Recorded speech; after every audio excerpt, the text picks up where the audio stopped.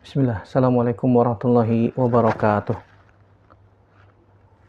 Innal hamdalillah nahmaduhu wa nasta'inuhu wa nastaghfiruh wa na'udzubillahi min syururi anfusina wa sayyiati a'malina. May yahdihillahu fala mudhillalah wa may yudlilhu fala hadiyalah. Asyhadu an la ilaha illallah wahdahu la syarikalah wa asyhadu anna Muhammadan abduhu wa rasuluhu la nabiyya ba'dah amma ba'd. Fa inna asdaqal hadits kitabullah wa khairal hadi hadi Muhammadin sallallahu alaihi wasallam. Syarrul umuri muhdatsatuha wa kullu muhdatsatin bid'ah wa kullu bid'atin dhalalah wa kullu dhalalatin finnar. Ayol ikhwah zinallahu wa ikum ajmain. Alhamdulillah, segala puji hanya milik Allah Subhanahu wa taala yang kembali mempertemukan kita dalam media ini untuk melanjutkan pelajaran kita dari Ad-Durus Al-Yaumiyah. Salat dan salam senantiasa teriringkan kepada Nabi kita Muhammad sallallahu alaihi wasallam, kepada keluarga, sahabat, dan tidak lupa kita sebagai umatnya sampai kiamat kelak. Baik, kita melanjutkan pelajaran kita. Sekarang masuk pelajaran yang ke-319, yaitu pemimpin dan menteri-menteri yang soleh. Pemimpin dan menteri-menteri yang soleh. Ini judulnya saya ambil dari Riyadhus Shalihin, bab yang ke-82. Itu kata Imam Nawawi, hasu as-sultani wa ghairihi ala ittikhadhi wazirin salihin wa tahdzirihim min corona isu. Ya, anjuran bagi pemimpin ataupun yang lain untuk menjadikan wazir itu artinya menteri-menteri, pembantu-pembantu pemimpin atau presiden yang disebut dengan menteri, untuk mengambil menteri-menteri yang soleh, wa tahdzirihim, dan memperingatkan mereka min corona isu, dari teman-teman yang buruk. Yang buruk. Ya, saya singkat menjadi pemimpin dan menteri-menteri yang soleh, ya. Tahuilah saudaraku rahimanillah wa yakum ajmain, seorang pemimpin membutuhkan penasihat yang soleh. Karena sebuah tindakan, sebuah pengambilan keputusan yang diambil oleh seorang pemimpin itu berpengaruh dari orang-orang yang ada di sekitarnya. Itu penasihat-penasihat pemimpin, menteri-menteri, dan seterusnya. Kalau ternyata orang-orang yang ada di sekitarnya, di sekelilingnya adalah orang-orang soleh, maka keputusan yang akan diambil akan bermanfaat untuk rakyatnya, ya. Tapi kalau misalnya ternyata ya orang-orang yang ada di sekitar pemimpin tersebut adalah orang-orang yang buruk, orang-orang yang jelek akhlaknya, akidahnya buruk, agamanya buruk, tidak takut kepada Allah Subhanahu wa taala, maka itu akan berpengaruh kepada kebijakan yang akan diambil. Contoh misalnya di masanya Imam Ahmad bin Hanbal. Ya, pemimpinnya yang mengelilingi dia orang-orang Mu'tazilah. Sehingga memaksa untuk pemimpin mengatakan bahwasanya Al-Quran itu makhluk, bahkan memaksa rakyatnya untuk mengatakan Al-Quran itu makhluk. Bahkan Imam Ahmad bin Hanbal sampai disiksa, ya, karena beliau mempertahankan mengatakan Al-Quran itu adalah kalamullah, firman Allah Subhanahu wa taala, bukan makhluk. Ya, walaupun sahabat-sahabatnya Imam Ahmad bin Hanbal ya menganjurkan untuk tauriyah aja. Tauriyah itu mengatakan sambil bawa mushaf, mengatakan saya bersaksi ini adalah makhluk. Maksudnya mushaf ini makhluk, iya benar. Tapi Al-Qur'annya itu adalah kalamullah, ya. Al-Qur'annya adalah kalamullah. Imam Ahmad menolak. Iya. Kalau saya mengatakan Al-Qur'an itu makhluk, maka orang-orang setelah kita nanti akan mengatakan Al-Qur'an itu makhluk, dan akidah Al-Qur'an itu firman Allah akan hilang. Nah, ini berbahaya.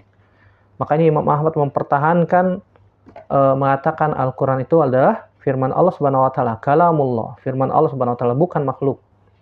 Iya. Kenapa demikian terjadi? Karena pemimpinnya yang mengelilingi dia adalah orang-orang yang berkeyakinan Al-Qur'an itu makhluk, orang-orang Mu'tazilah dan yang sejenisnya.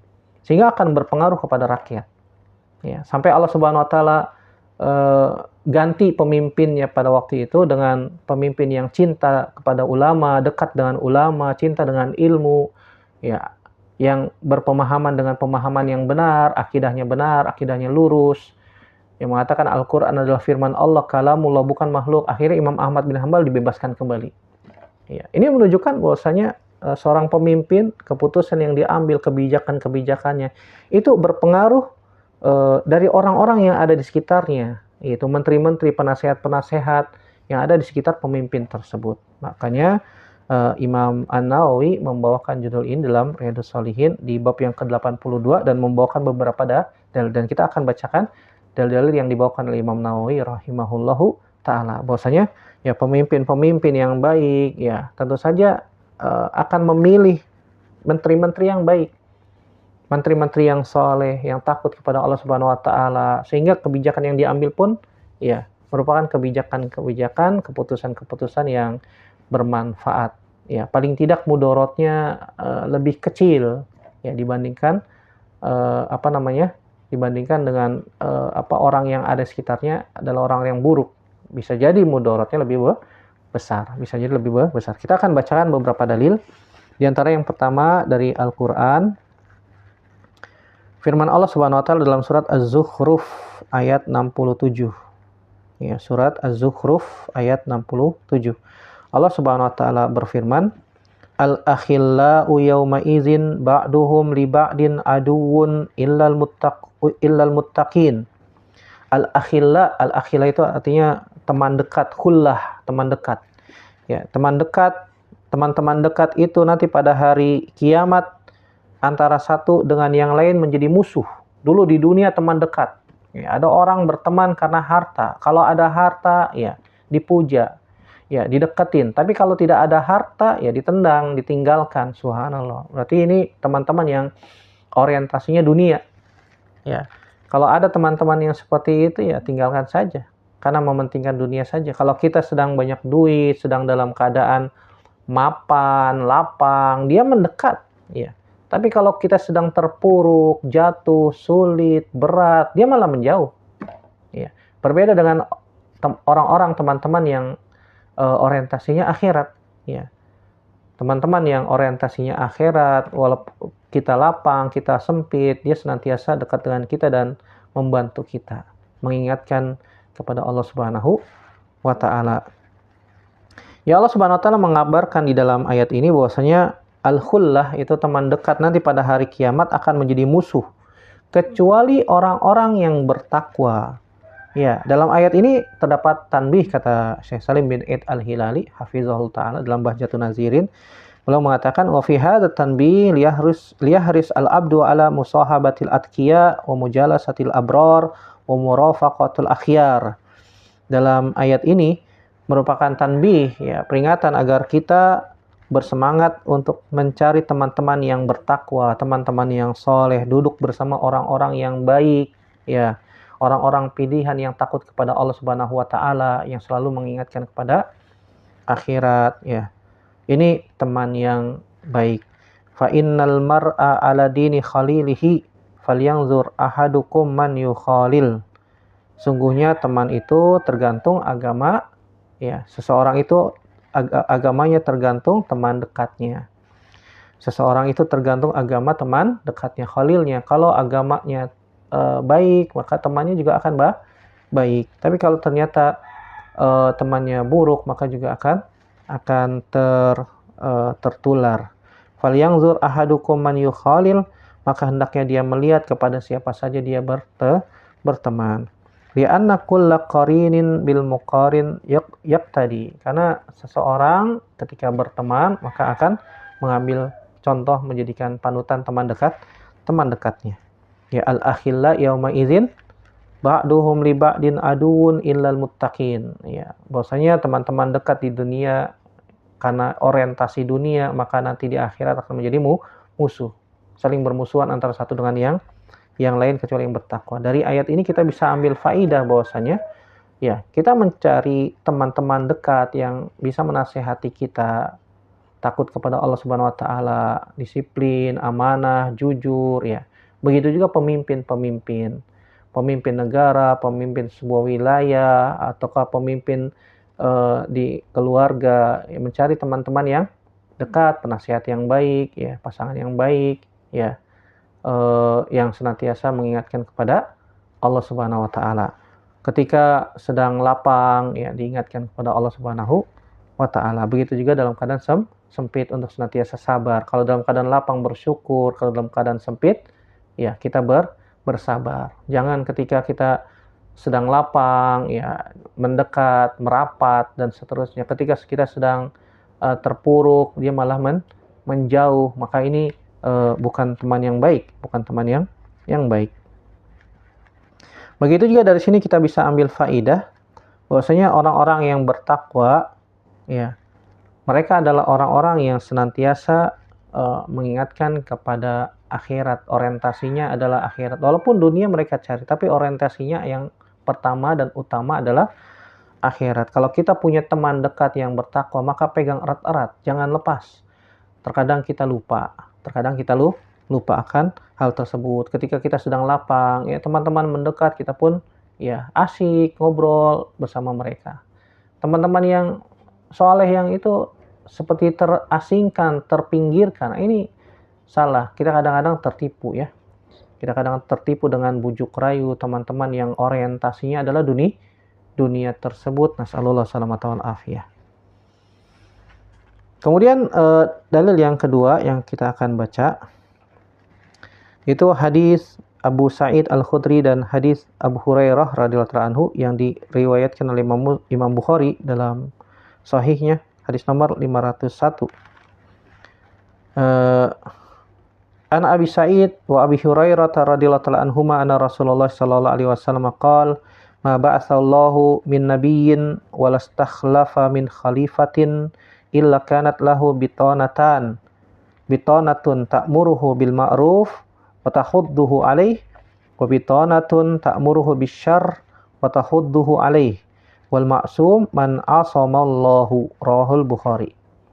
Kata Nabi SAW dalam hadis Abu Sa'id Al-Khudri dan Abu Hurairah radhiyallahu anhuma, Nabi SAW bersabda, ma ba'atsallahu min nabiyyin, tidaklah Nabi SAW mengutus seorang nabi, walastakhlafa min khalifatin, dan tidaklah Allah Subhanahu wa taala mengutus seorang khalifah di muka bumi, illa kanat lahu bitonatan, pasti dia punya dua bitonah. Bitonah itu bisa maknanya teman dekat, sekelompok orang yang membantu, ya, yang membantu. Bisa jadi bitonatun ta'muruhu bil ma'ruf wa tahudduhu alaihi, bisa jadi ada bitonah teman yang senantiasa memerintahkan kepada yang baik, mengajak kepada yang baik, dan menganjurkan untuk melakukan perkara-perkara yang baik. Wa bitonatun ta'muruhu bisyarr wa tahudduhu alaihi, dan terkadang ada juga teman-teman yang mereka mengajak kepada keburukan dan menganjurkan untuk melakukan sebuah keburukan. Ya, ada dua tipe, pasti ada dua hal yang ini. Ya. Wa bididdiha tatabayyanul asya, dengan kebalikan sesuatu kita bisa mengetahui hakikat sesuatu. Ada teman baik, ada teman buruk, ya. Kita bisa mengetahui ini teman buruk nih karena kita bisa membedakan mana yang baik dan buruk. Ya. Kita bisa mengetahui ini mengajak kepada akhirat, ini mengajak kepada dunia. Kita bisa membedakan dengan akal yang Allah Subhanahu wa taala berikan kepada kita. Kemudian Nabi melanjutkan, wal ma'sumu man asamallah. Al ma'sum itu yang terjaga dari dosa adalah orang-orang yang dijaga oleh Allah Subhanahu wa taala, dan tidak ada yang maksum di dunia ini kecuali Nabi sallallahu alaihi wasallam. Al ma'sum yang terjaga dari dosa bukan berarti dia tidak pernah melakukan dosa. Ya, Nabi SAW maksum, terjaga dari dosa. Apakah tidak pernah melakukan dosa? Tidak juga. Nabi pernah melakukan dosa, tapi dosa-dosa kecil, sebagaimana dijelaskan oleh Syekh Muhammad bin Shalih Al-Utsaimin rahimahullahu ta'ala. Bahwasanya Nabi juga melakukan dosa-dosa kecil, tapi langsung ditegur sama Allah. Kemudian Nabi segera bertaubat, beristighfar, minta ampun kepada Allah Subhanahu wa taala, dan Allah ampuni. Itu yang namanya terjaga. Ya, terjaga. Kalau melakukan dosa, langsung istighfar, taubat, minta ampun, Allah ampuni, selesai, hapus lagi, hilang lagi dosanya. Bukan berarti nggak pernah melakukan dosa sama sekali, tidak. Ya, yang maksum itu hanya Nabi sallallahu alaihi wasallam. Tidak ada manusia yang maksum, tidak ada. Kalau ada orang ngaku-ngaku maksum, ya mungkin dia namanya aja maksum, nama orangnya, oh namanya Pak Maksum, ya nama aja. Tapi kalau sifatnya nggak ada manusia yang maksum kecuali Nabi sallallahu alaihi wasallam. Kalau ada yang mengaku diri dia adalah memiliki sifat maksum seperti Nabi, maka kadzib.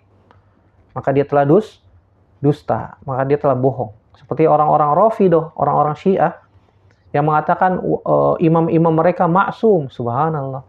Bahkan derajat imam mereka lebih tinggi daripada Nabi. Subhanallah. Ya.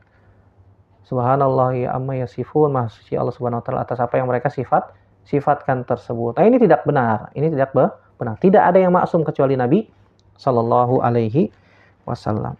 Dari sini kita bisa ambil faidah yang pertama, al-amru biyadillahi yu'til mulka man yasha wa yanzi'ul mulka mimman yasha wa yahdi man yasha wa yudhillu man yasha. Ya, segala urusan itu di tangan Allah Subhanahu wa taala. Allah memberikan kerajaan, Allah memberikan kekuasaan kepada siapa saja yang Allah Subhanahu wa taala kehendaki. Allah memberikan kerajaan, kekuasaan kepada siapa saja yang Allah kehendaki. Allah cabut kekuasaan kepada siapa saja yang Allah kehendaki. Allah berikan hidayah kepada siapa saja yang Allah Subhanahu wa taala kehendaki. Allah berikan kesesatan kepada seseorang, pada siapa saja yang Allah kehendaki. Ya, Allah Subhanahu wa taala Maha mampu atas segala sesuatu. Al-amru biyadillahi kulluh. Ya. Seluruh urusan ada di tangan Allah Subhanahu wa taala. Kita hanya berusaha berbuat baik, berusaha untuk beramal, berusaha untuk senantiasa mendekatkan diri kepada Allah Subhanahu wa taala, ya. Dibantu dengan doa sebagai motivasi, ya. Hasil finalnya Allah Subhanahu wa taala yang tentukan. Hasil finalnya, endingnya, semuanya Allah Subhanahu wa taala yang tentukan. Kita manusia hanya berusaha. Faedah yang kedua, ya, al-abdu imma an yakuna da'iyatun ilallah ya'muru bil ma'ruf wa yahuddu 'alaihi wa yanha 'anil munkar wa yuhadziru minhu aw mad'u ila syaitan wa hizbihi. Ya, seorang hamba bisa jadi ada dua tipe. Ada orang yang senantiasa mengajak kepada Allah dan ada orang yang mengajak pada setan.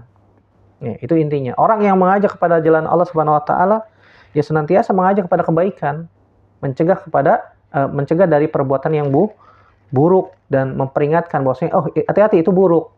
Ini jalan baik nih, ambil. Ini jalan buruk nih, jangan diambil. Iya. Itu al-abdu as-salih. Abdu an yakuna da'iyah ilallah, yang mengajak pada jalan Allah. Ada juga yang mengajak kepada setan. Ngapain ngaji, capek ya, duduk sila pegel, belum lagi asam urat, belum lagi kram lah, semutan, macam-macam sudah. Akhirnya dia nggak berangkat ngaji tuh. Padahal dia udah siap-siap. Setan. Mendingan kita nonton film yuk. Mendingan kita main futsal yuk. Ya, main futsal oke, tapi duduk di pengajian bilangnya kram lah, semutan lah, pegel-pegel lah, macam-macam. Main bola 1 jam, iya, tidak pegel-pegel. Ya, itu setan tuh. Ya, ketika ada jalan kebaikan, kemudian ada orang yang mengajak pada jalan syaitan dan golongan mereka. Nas'alullah salamata wal afiyah. Faedah yang ketiga, khasul abdi minhum ahlus salah wa khairun ya'muruna bitanatallah wa rasuluhu wa yanhauna anisyar wa yuzakkiruna biliqa'illah wa minhum ahlu fasadin wa syarrin alal aksi min zalik.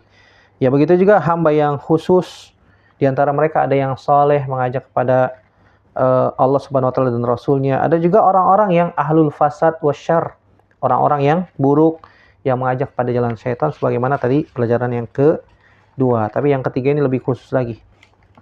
Kemudian faedah yang keempat, wa min wajibil hakim an yakhtar fi'atan minar ra'iyah urifat bit taqwa wal ilm wal amanah wan nus yuqarribuha ilaih. Ya, wajib bagi seorang pemimpin. Ini syahidnya yang pembahasan inti kita di sini. Wajib bagi seorang pemimpin memilih orang-orang yang ada di sekitarnya untuk membantu kepemimpinannya tersebut, orang-orang yang dikenal sebagai orang-orang yang bertakwa, dikenal sebagai orang-orang yang berilmu, ya, takut kepada Allah Subhanahu wa taala, amanah, ya, jujur, takut kepada Allah Subhanahu wa taala. Orang kalau sudah takut kepada Allah Subhanahu wa taala, mereka bisa meminimalisir penyimpangan-penyimpangan yang mungkin terjadi. Kemaksiatan yang mungkin terjadi bisa ditekan. Kenapa? Karena dia takut kepada Allah Subhanahu wa taala. Kita lihat bahwasanya tindakan-tindakan kemaksiatan, kriminalitas, tindakan kejahatan, korupsi, apalah namanya, semuanya dibangun di atas karena tidak takut sama Allah Subhanahu wa taala. Ya. Orang kalau takut sama Allah Subhanahu wa taala nggak mungkin melakukan tindakan kemaksiatan, keburukan, apalagi sampai makan harta rakyat yang bukan haknya, nggak bakalan berani. Kenapa? Takut sama Allah Subhanahu wa taala. Makanya para ulama mengatakan sumber utama timbulnya kejahatan, keburukan, kemaksiatan di muka bumi ini karena al-jahlu. Al-jahlu itu karena bodoh, kebodohan. Kebodohan terhadap agamanya sendiri, tidak takut sama Allah Subhanahu wa taala sebagai zat pencipta yang memberikan rizki, yang memiliki alam semesta, menguasai, mengatur.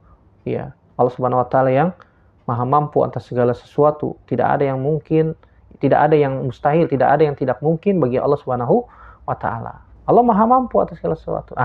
Kalau diri kita sudah dibangun di atas al-ilmu, ya, maka hal itu bisa mengakibatkan terciptanya sebuah wilayah negeri yang aman sentosa. Insya Allah, ya. Kenapa demikian? Karena orang-orang yang takut kepada Allah Subhanahu wa taala. Makanya di antara cara untuk menekan kriminalitas, untuk menekan kejahatan, kemaksiatan itu dengan belajar, menghilangkan al-jahlu itu. Ya. Menghilangkan al-jahlu dengan belajar. Ya, kembali kepada jalan Allah Subhanahu wa taala, kembali kepada agama Allah Subhanahu wa taala. Ini yang tidak diingini oleh orang-orang yang ingin berbuat kerusakan di muka bumi. Mereka yang menginginkan kerusakan di muka bumi mencegah hal ini supaya bagaimana orang-orang tidak mau belajar. Ya, akhirnya dijauhkan dari ilmu, dijauhkan dari majelis ilmu dan seterusnya, tidak mau baca buku dan seterusnya. Ya, jadi wajib bagi seorang pemimpin memilih orang-orang yang soleh, bertakwa, takut kepada Allah Subhanahu wa taala untuk membantu kepemimpinannya tersebut. Bukan orang-orang yang malah menjauhkan dia dari jalan Allah, menimbulkan kerusakan, ya, menimbulkan keburukan. Ini berbahaya. Ini berbahaya. Wallahu taala a'lam bishawab. Ya, tentu saja orang-orang yang diberikan taufik adalah orang-orang yang diberikan cahaya oleh Allah Subhanahu wa taala untuk bisa mempraktekkan syariat Allah. Ya, berat mempraktekkan syariat Allah kecuali orang-orang yang diberikan taufik oleh Allah Subhanahu wa taala. Baik, kemudian hadis yang kedua atau dalil yang ketiga itu hadis Aisyah radhiyallahu taala anha, beliau mengatakan Nabi sallallahu alaihi wasallam bersabda, "Idza aradallahu bil amiri khairan ja'ala lahu wazira sidqin in nasiya dzakkarahu wa in dzakara a'anahu wa idza arada bihi ghaira dzalik ja'ala lahu wazira su'in in nasiya lam yuzakkirhu wa in dzakara lam yu'inhu." Rawahu Abu Daud bi isnadin jayyid ala syarti Muslim. Ya, dari Aisyah istri Nabi sallallahu alaihi wasallam, ummul mukminin, semoga Allah meridhoinya. Beliau mengatakan Nabi sallallahu alaihi wasallam bersabda, jika Allah Subhanahu wa taala menginginkan kepada seorang pemimpin kebaikan, maka Allah Subhanahu wa taala akan menjadikan di sekitarnya menteri-menteri yang jujur, menteri-menteri yang baik. Inna siya zakkarahu, kalau pemimpin itu lupa, maka menteri-menteri itu akan mengingatkan kepada Allah Subhanahu wa taala. Wa in zakara, kalau dia sudah ingat, pemimpinnya ingat melakukan kebijakannya dengan baik, a'anahu, ya. A'anahu, maka dia akan membantunya, mendukungnya, mensupportnya kebijakan dari pemimpin tersebut, ya. Berarti Allah menginginkan kebaikan kepada pemimpin itu. Ya. Pemimpinnya takut kepada Allah, dekat dengan Allah, dekat dengan agama Allah, Allah Subhanahu wa taala akan bantu, tolong. Dengan cara apa? Allah akan berikan taufik dia memilih orang-orang yang ada di sekitarnya adalah teman-teman yang baik, wazir, menteri-menteri yang soleh, yang jujur, yang amanah, yang takut kepada Allah Subhanahu wa taala. Ketika pemimpin itu lupa, mereka mengingatkan kepada jalan Allah dan dia pun sadar langsung, ya, kembali kepada jalan Allah. Dan kalau misalnya dia berusaha untuk menjalankan kebijakan-kebijakannya, menjalankan visinya, menjalankan programnya, disokong, disupport, didukung oleh menteri-menteri yang amanah, yang jujur tersebut. Ya, terkadang ada pemimpin yang sudah punya kebijakan bagus, tapi tidak didukung oleh orang-orang yang di sekitarnya, sama saja. Maka kebijakan itu nggak bakalan berjalan. Ya, ada juga yang seperti itu.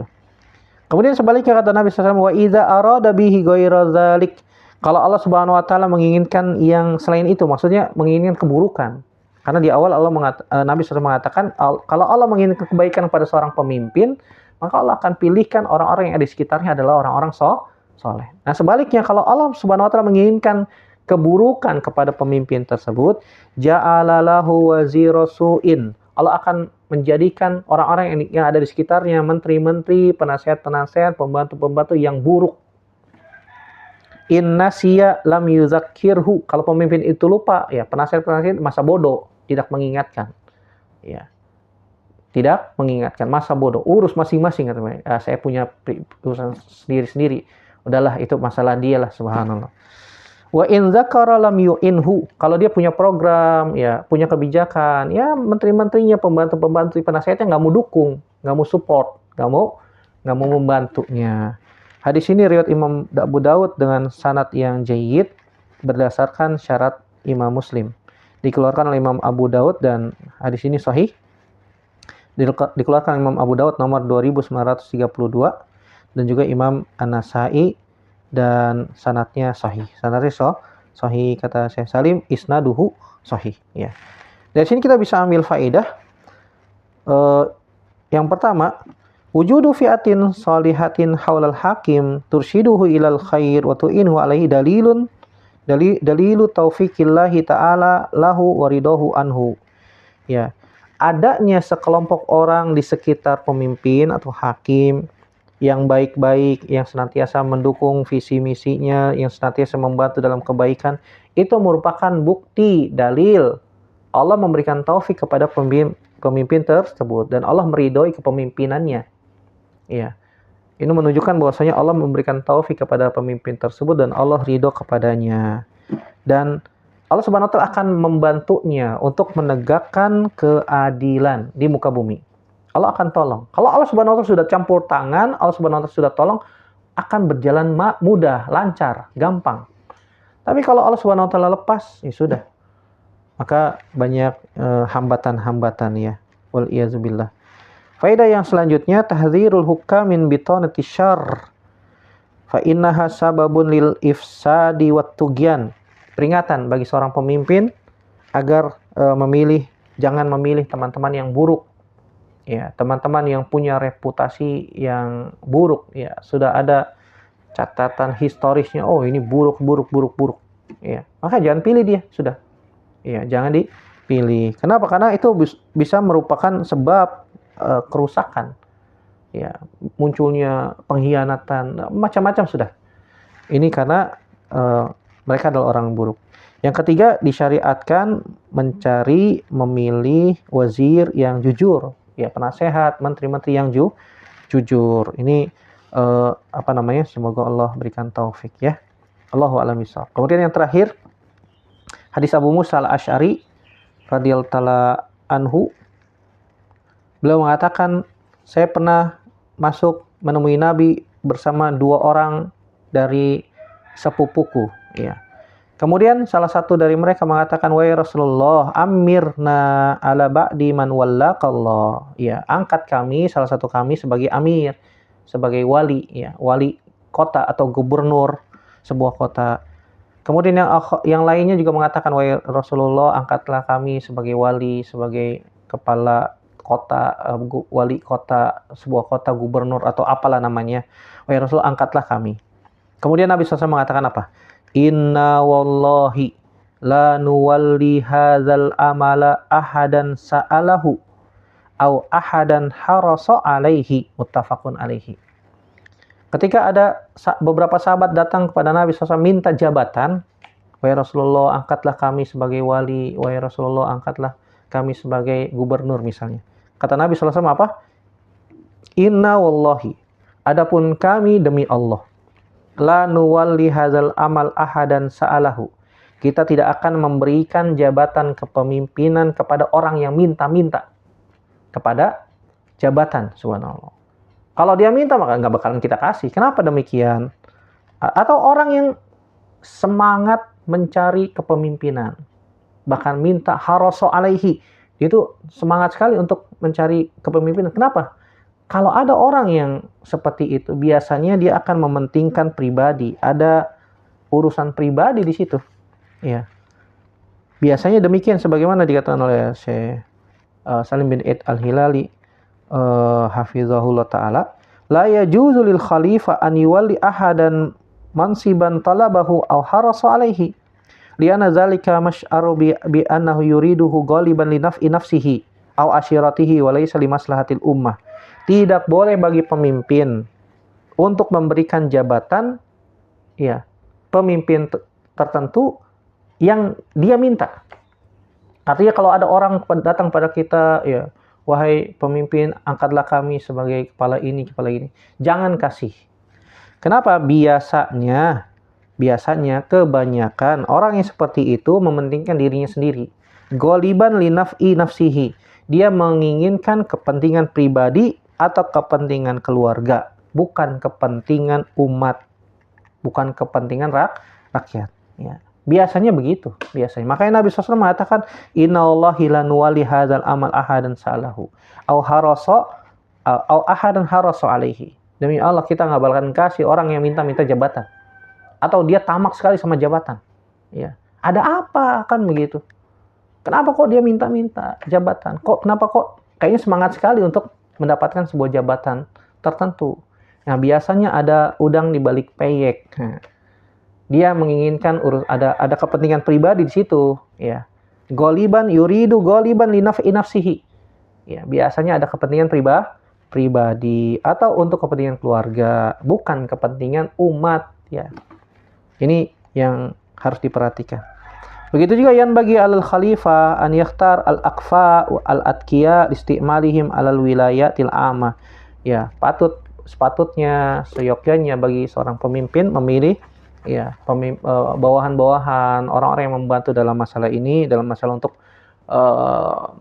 menjalankan visi misinya, orang-orang yang takut kepada Allah, yang bertakwa, yang soleh, yang jujur, yang amanah untuk menjalankan visi misinya tersebut. Wallahu a'lam bishawab. Semoga Allah Subhanahu wa taala ya memberikan kepada kita taufiknya untuk senantiasa bisa senantiasa belajar ilmu agama dengan baik dan benar. Diberikan taufik oleh Allah Subhanahu wa taala istiqomah di atas Islam, di atas iman, di atas sunnah Nabi sallallahu alaihi wasallam. Semoga Allah Subhanahu wa taala memberikan taufik kepada pemimpin-pemimpin kaum muslimin. Semoga Allah Subhanahu wa taala memberikan hidayah kepada mereka dan membimbing mereka di atas jalan yang benar, di atas jalan yang diridhai oleh Allah Subhanahu wa taala. Semoga Allah Subhanahu wa taala menutup usia kita dengan husnul khatimah, diberikan ats-tsabat, keteguhan dalam menjawab pertanyaan munkar dan nakir, dan dimasukkan ke dalam surga tanpa hisab, tanpa azab. Amin ya rabbal alamin. Terima kasih atas atensinya, terima kasih atas perhatiannya. Kita cukupkan sampai di sini. Wassallallahu ala nabiyina Muhammadin wa ala alihi wasallam. Wa akhir da'wana alhamdulillahi rabbil alamin. Wassalamualaikum warahmatullahi wabarakatuh.